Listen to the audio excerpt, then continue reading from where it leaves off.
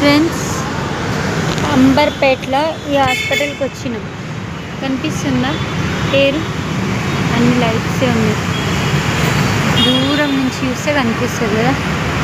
ఇప్పుడు ఎక్కడ వేయాలి చెప్తాను.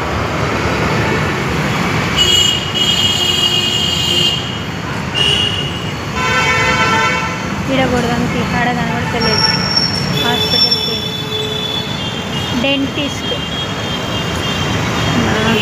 నిమిషం చెప్తా విషయం ఏంటి. అయితే ఈ హాస్పిటల్కి వచ్చినాం. డెంటిస్ట్ హాస్పిటల్, దంతాల కోసం. మా బాబుకి పెయిన్ ఉందని 500 ఫీజు 500 తీసుకుంటారు. కానీ పేషెంట్ ఏమంటారు, బాబుని చూపించడానికి ఒక్కరే వెళ్ళాలంట. అంటే ఇద్దరు వెళ్ళొద్దుగో, మా చిన్నోడు నేను బయటనే ఉన్నాం. ఒక్కరే రావాలంట. అర్థమైందా?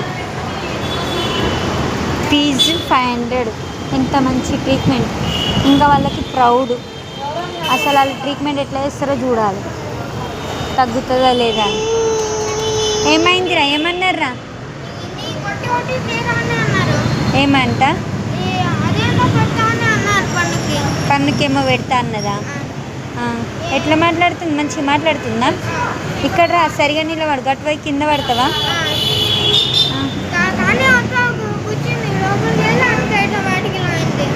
నొప్పి తక్కువ కాకపోతే చెప్దాం. అటు పోకు, కింద పడతావు. చెప్పులు వేసుకోపో. చెప్పులు వేసుకో. ఏం రాసింది? టానిక్లా గోళీలా? ఏ ఆగు.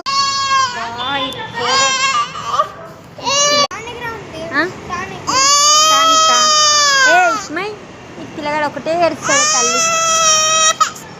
ఈ పిల్లగాడు ఎందుకు ఏడుస్తుండంటే, ఒక డ్రాలాగా పెట్టిన పాడేయడానికి. బూర్మిట ఉంటుంది కదా, పోటీలో తీసుకున్నాం. అది అస్సలు బాగాలే.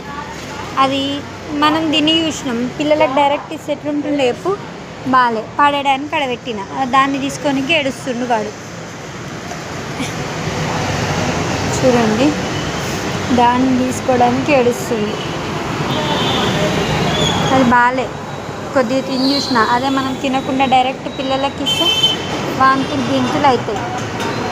పైసలు పెట్టి అమ్ముతారు. ఎక్కువ ఎందుకు చేసుకోవాలి? ఎంత అమ్ముడు పోతుందో గంతే చేసుకోవాలి. ఇప్పటి నుంచి ఏమైనా కొనేటప్పుడు ఫస్ట్ తిని చూసి కొనుక్కోవాలి. ఏ కింద పడతావురా? ఏంది ఇది? పిల్లగాడైతే ఒక్కదాని అస్సలు ఆగడు, ఉరుకుతూనే ఉంటాడు.